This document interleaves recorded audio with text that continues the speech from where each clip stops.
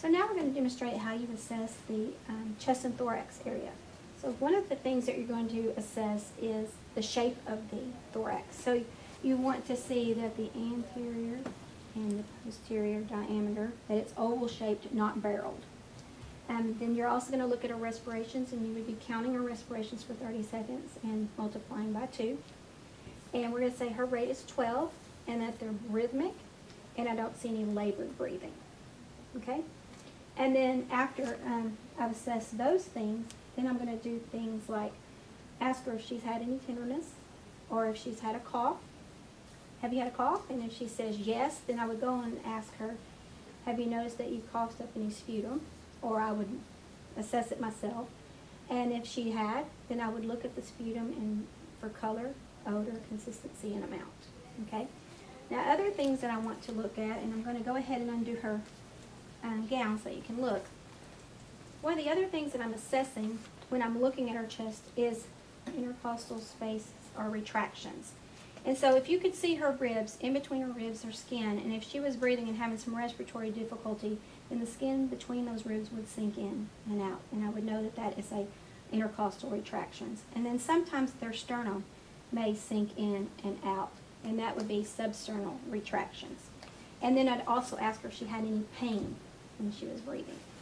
And if she said no, then I would note that. If she said yes, then I would ask her, is the pain when she breathes in, or is the pain when she breathes out, or both? Okay.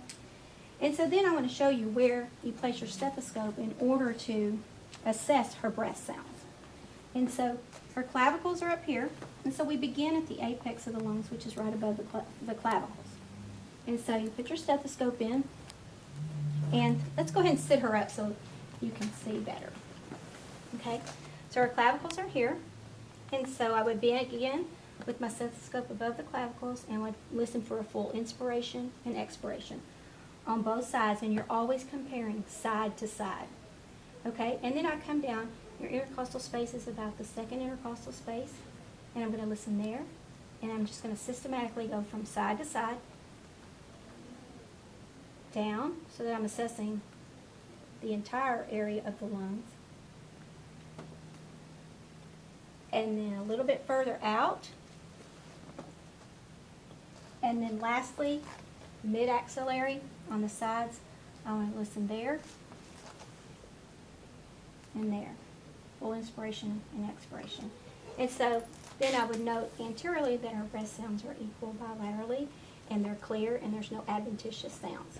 Now if we can rotate her so that I can show the posterior lung fields, you again begin up here, C1, and we come over to the sides.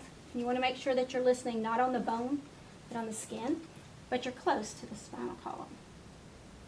And again, you're comparing side to side, listening full inspiration, expiration. Usually about where the bra line is, so about thoracic 7, and if you come a little bit lower, that's at 10. And then at 12, it's just a little bit lower, and at that point, you need to ask them to take a deep breath, because if you don't, you won't be able to hear the breath sounds. And again, then I would note that her breath sounds are bilaterally equal and clear, and no adventitious sounds heard. Okay?